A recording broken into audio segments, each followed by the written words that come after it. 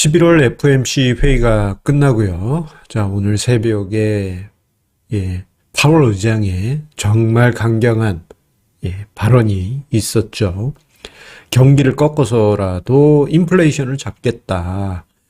시장에서 기대하고 있는 소위 피봇이라고 불리는 연준이 조금 그래도 뭔가 안 좋아지면 긴축 속도를 조절할지도 몰라라는 그 기대를 박살내는 그러한 발언을 하면서 자, 어제 밤사이 미국 증시가 크게 하락했습니다.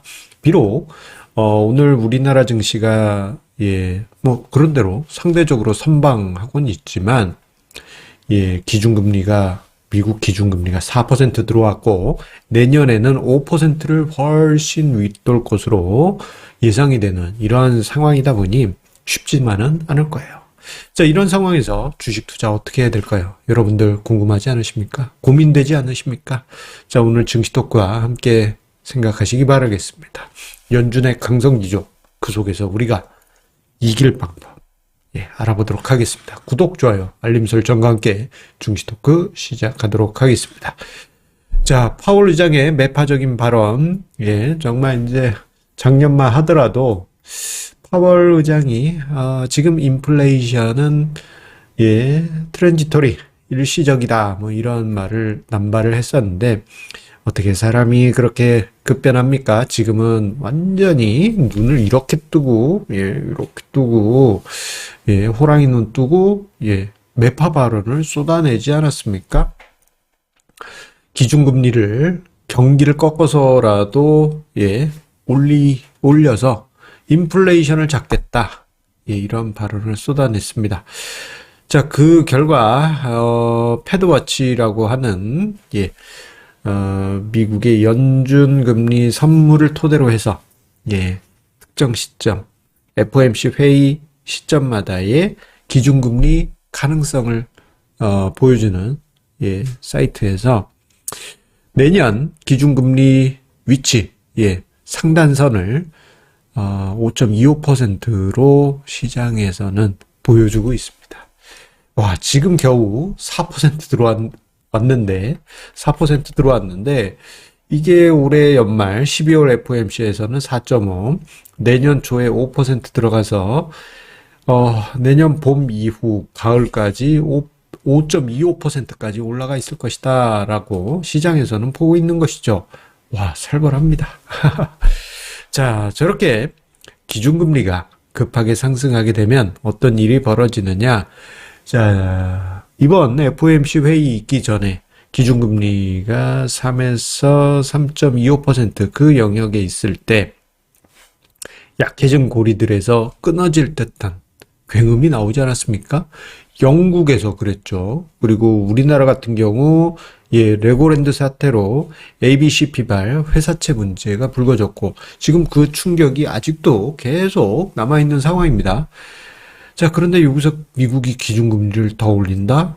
지금 당장에 11월에 있을 한국은행 또한 기준금리를 올려야 돼요. 심상치 않죠. 이런 분위기에서 약해진 고리들, 약한 고리들이 뚱뚱 끊어지는, 땡땡 끊어지는 이러한 상황들이 여기저기서 관찰되게 될 것입니다. 자, 그렇다면 우리가 투자하는 데 있어서 이렇게 녹슬고 위험한 약한 고리에 있는 것보다는 좀 뭔가 그쪽을 피해서 투자할 필요가 있지 않겠습니까? 그러면 그 약해진 고리, 약한 고리는 무엇이 있을까요? 이것에 대해서 우리가 알아보고자 하는 거예요. 자, 약한 고리는 첫 번째로 요 부분을 이야기 드리지 않을 수 없습니다. 바로 소위 성장주라고 평가받던 고평가된 주식들이 바로 약한 고리라고 할 수 있습니다. 자, 이 약한 고리에 있는 종목들 혹은 투자 대상들 작년부터 해서 주가가 엄청 빠진 종목들 많이 있잖아요.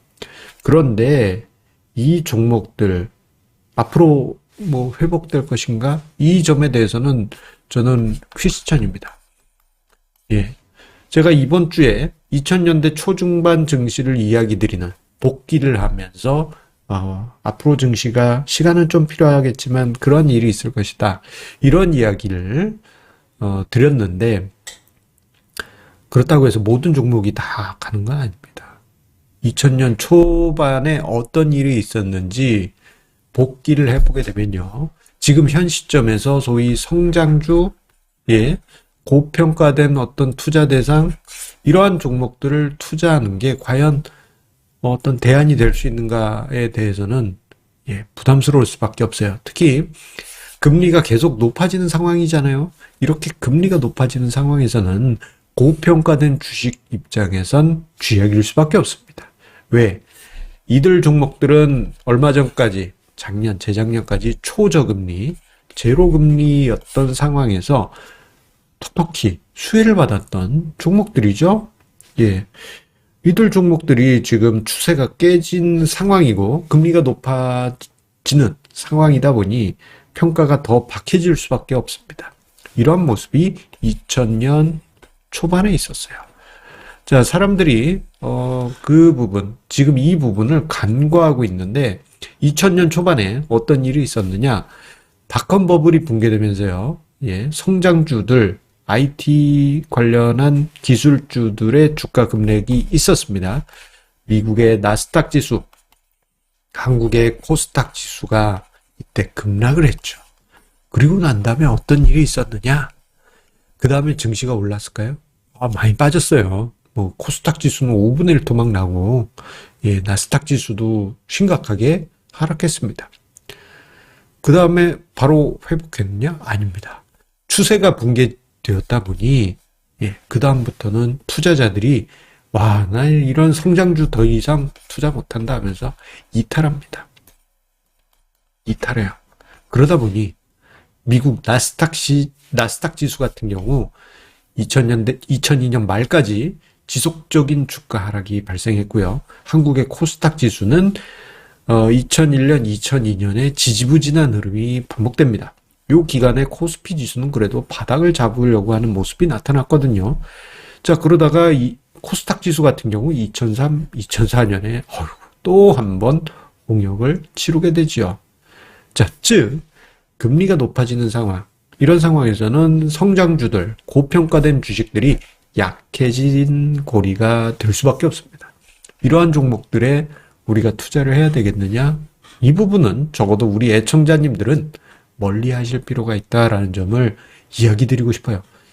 제가 2000년대 초중반 증시가 반복될 가능성이 크지 않겠느냐, 이런 이야기를 드릴 때 성장주가 이제 다시 가는구나, 그렇게 오판하실 수도 있는데 그거 전혀 아닙니다. 오히려 이제는 더 조심하셔야 하겠습니다.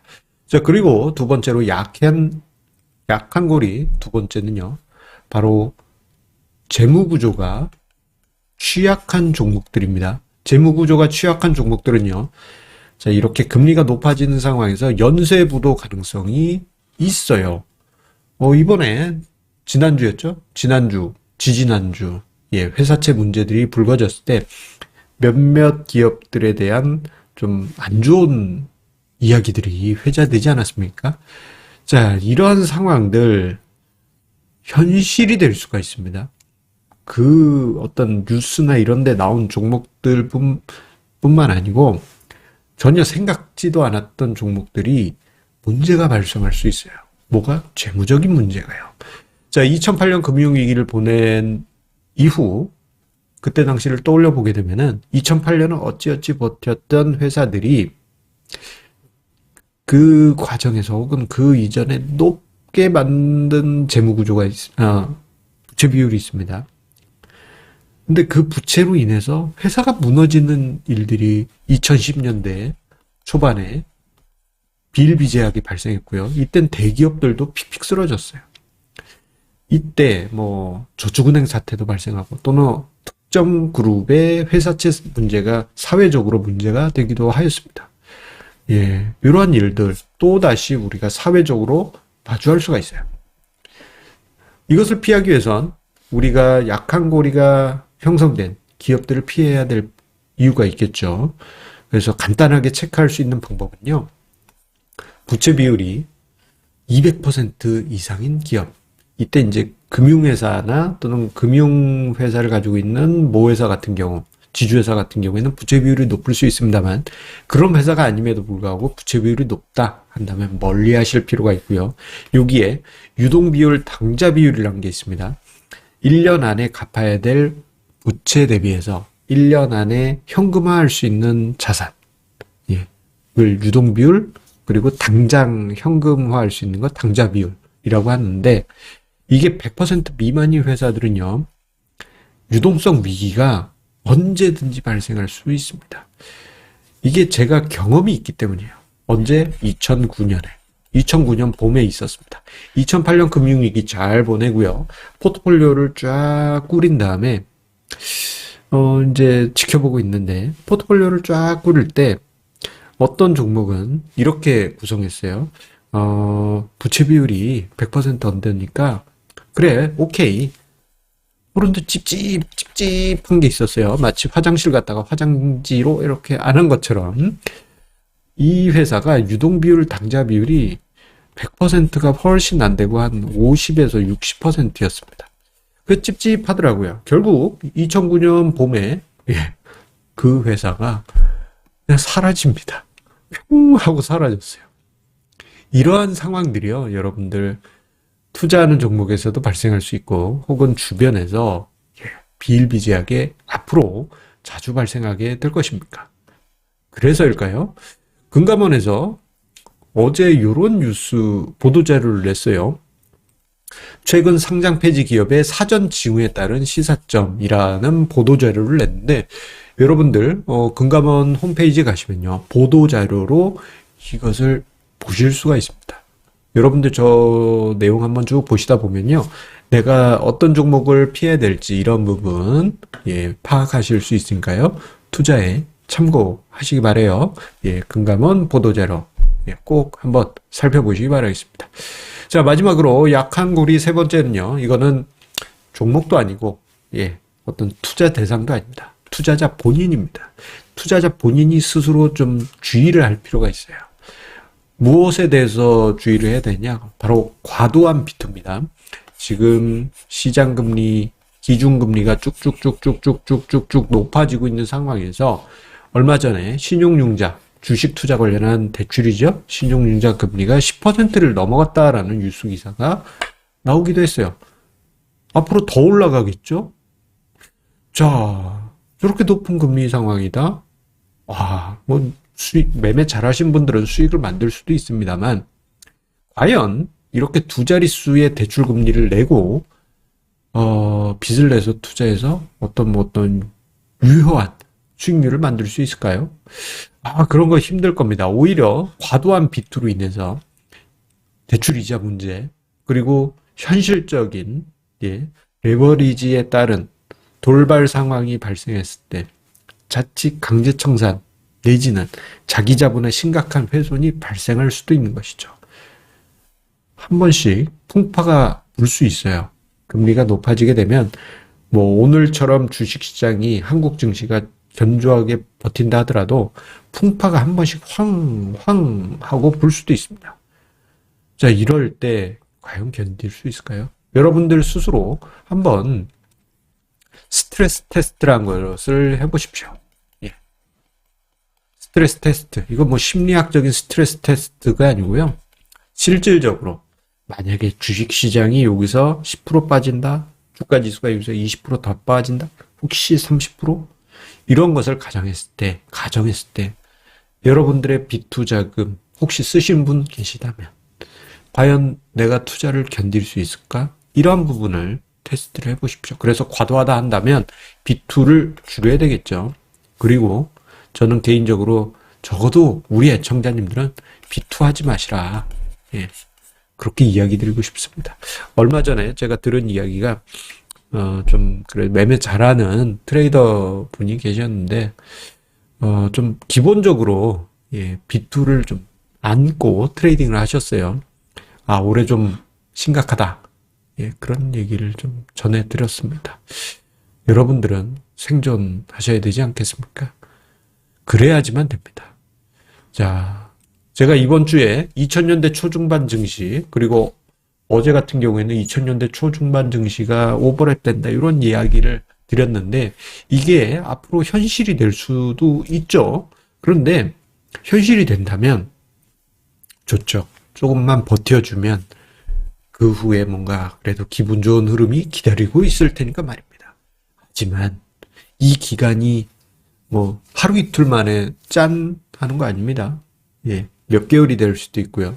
경우에 따라서는 1, 2년이 될 수도 있습니다. 그런데 그 기간에 여러분들이 생존하지 못하면 어떻게 됩니까? 그냥 그거는 내일이 아닌 거예요. 그 후에 기회가 온다 하더라도 내 시장에서 쫓겨났다. 그냥 시장을 멀리서 보는 사람일 뿐인 것이죠. 여러분들 무조건 생존하십시오. 생존해야지만 그 후에 펼쳐질 기회의 땅은 여러분들의 것이 될 수 있습니다. 여러분들 이 점을 생각하시면서 투자에 힘 얻으셨길 바라겠습니다. 자, 마지막으로 우리 애청자님들의 후원 감사드립니다. 자, 많은 분들께서 슈퍼땡스와 라이브 슈퍼챗을 통해서 응원을 주셨는데요. 지난달 말에 정기 세미나에서의 슈퍼챗, 그리고 저희 영상들에 주시는 슈퍼땡스 주시는 우리 애청자님들의 마음 다시 한번 감사드립니다. 예. 더 진한 이야기로 감사 인사드리고 싶은데, 표현력이 너무 약해서, 이렇게 인사를 드리면서 감사 인사로, 가름하도록 하겠습니다. 여러분들 고맙습니다. 힘내세요.